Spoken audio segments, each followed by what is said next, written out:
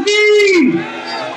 ये निमोट से लेकर पाटली तक और गुरावना से लेकर चुंडी खुर्शी तक पूरा हजूम आ गया है। आप लोगों का बहुत बहुत शुक्रिया। भाई सिकंदर हुड्डा की, राहुल गांधी की, और इस प्रोग्राम के स्पॉन्सर के साथ भाई दीपेंद्र सिंह हुड्डा की, भाई दीपेंद्र सिंह हुड्डा की। भ्रष्टाचार आपने देखा है, party JJP party Dushyant Chautala की पार्टी, उन्होंने समर्थन दिया बीजेपी को, लोगों के जनहित में समर्थन नहीं दिया। जब समर्थन दिया तो इस बात के महकमे नहीं बांटे गए कि कौन सा महकमा, भाई शिक्षा महकमा किसके पास आएगा, कौन यूनिवर्सिटी बनाएगा, लोगों के काम कौन करेगा, नहर का महकमा किसके पास आएगा, कौन नहर बनवा के पानी लोगों के खेतों तक पहुंचाने का काम, इस बात पे महकमे नहीं बटे। महकमे इस ना बात पे पटे कि खुद की कमाई कैसे करेंगे। शराब का महकमा कौन आएगा, कौन शराब के महकमे से कमाई करेगा, कौन रजिस्ट्री के महकमे से कमाई करेगा, कौन पंचायती राज महकमे से कमाई करेगा। और ये मैं क्या कहूँ या हम क्या कहें, जेजेपी दुष्यंत चौटाला जी के एक विधायक हैं दादा गौतम नारनौल से, आपने सुनी होगी, वो बता देंगे कि कौन उनका इंटरव्यू भी देखा होगा, वो बता देंगे कि कौन खोपर बढ़ गया सरकार में, पूरा जीवन लग रहा है, वो बता देंगे, देखा होगा दादा गौतम का। तो भ्रष्टाचार के आधार पर समझौता कर दिया। हरियाणा के नौजवान की चिंता नहीं, भविष्य की चिंता नहीं, हरियाणा के किसी वर्ग की चिंता नहीं। और लोगों से कोई इस प्रकार से मैं पूछना चाहता हूं आपसे, 9 साल में मुख्यमंत्री खट्टर साहब 9 साल में कितनी बार तो कोसली में आए, मैं आपसे पूछना चाहता हूँ, एक बार।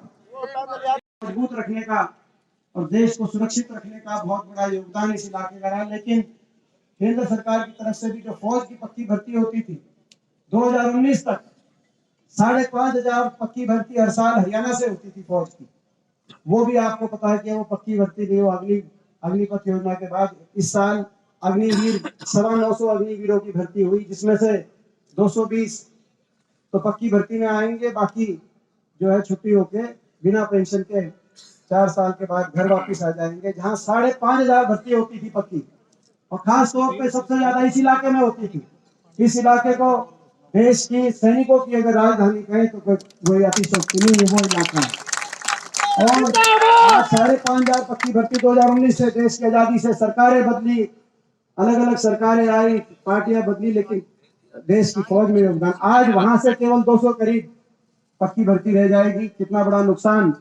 और देश में बेरोजगारी में आज इस वजह से ना हरियाणा सरकार की नौकरी प्राइवेट कंपनी ने, ना केंद्र सरकार की, आज हरियाणा विकास की नंबर 1 होता था, बेरोजगारी में नंबर 1, महंगाई में नंबर 1, पेट्रोल डीजल रसोई गैस के सिलेंडर सबसे ज्यादा वैट हरियाणा में लगा दिया। आपको याद होगा 400 रुपए का सिलेंडर था, तब नारा था, सिलेंडर की फोटो लग के बीजेपी के इश्तेहार आया था, सिलेंडर 400 रुपए, बहुत हुई महंगाई की मार, अब की बार भाजपा सरकार, और उस 400 रुपए का है कि कम हुआ कि ज्यादा हुआ है, मुझसे ज्यादा आप जानते हो। का काम भाई हरियाणा में एक एम्स मनेठी के अंदर, मुख्यमंत्री जी को जाके लड़ाई लड़नी चाहिए केंद्र से, कितने साल हो गए, हर प्रदेश के अंदर एम्स बन गया। हरियाणा का जो एम्स है वो आज तक जो हरियाणा के बाटे उस पे एक ईंट का भी, पत्थर भी, काम कार्य भी शुरू नहीं हुआ। मगर आपके सामने है, 9 साल का कार्यकाल इनका सामने है। मैं ये कहना चाहता हूं, लेकिन अगर काम नहीं भी करते, लेकिन आपका हमारा मान सम्मान करते, सब हरियाणा वासियों का मान सम्मान करते, तो भी हम काम चला लेते। लेकिन एक ऐसी सरकार है जिसने किसी वर्ग का मान सम्मान हरियाणा के अंदर करने का काम नहीं किया। एक ऐसी सरकार आई जो हर वर्ग से, जिस सरकार में हर वर्ग को सड़क पे आना पड़ा। मनरेगा के मजदूर, ग्रामीण चौकीदार और सफाई कर्मचारियों का जुलूस चल रहा था करनाल के अंदर, उनको लाठीचार्ज उन पे हुआ। हमारी महिलाएं आंगनवाड़ी और आशा वर्करों को अपनी बात कहने के लिए जब सड़क पे आई, उन पे लाठीचार्ज हुआ। 1 साल तक किसान आंदोलन चला, उन पे लाठीचार्ज, 1 साल तक किसान बैठा रहा, लेकिन उनकी जो एमएसपी गारंटी के उनकी कोई बात, उनकी सुनवाई नहीं हुई। यहाँ तक कि छोटे बच्चों को स्कूल के आगे धरने पे बैठना पड़ा कि 9 साल तक शिक्षकों की भर्ती नहीं। उन छोटे बच्चों का और शिक्षकों का खेल मंत्री ने शब्दों से उनका मजाक उड़ाने का काम किया। अहीर रेजिमेंट का जो हक है उसके लिए का आंदोलन चला।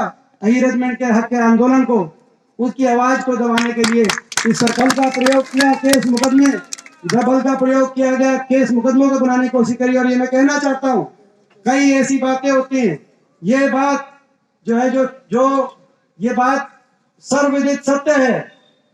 अहीर छोटी सरकार है, छोटे सरपंच सोचते थे छोटी सरकार है, खट्टर सरकार उसको तो बख्शेगी, सरपंचों को तो, खट्टर साहब सरपंचों को तो, मगर सरपंचों को अभी जवाब लाठी की भाषा से सरपंचों को। तो मैं समझता हूँ कि ऐसी सरकार आई है, 10 साल हमारी सरकार रही, जो है हरियाणा खुशहाली में आगे बढ़ा। लेकिन जिस संवेदनशीलता से चलना चाहिए इस सरकार में काम हुआ नहीं। हरियाणा को विकास की पट्टी से उतारा इस सरकार ने, बेरोजगारी की गर्त में हरियाणा के नौजवान के भविष्य को डाल दिया।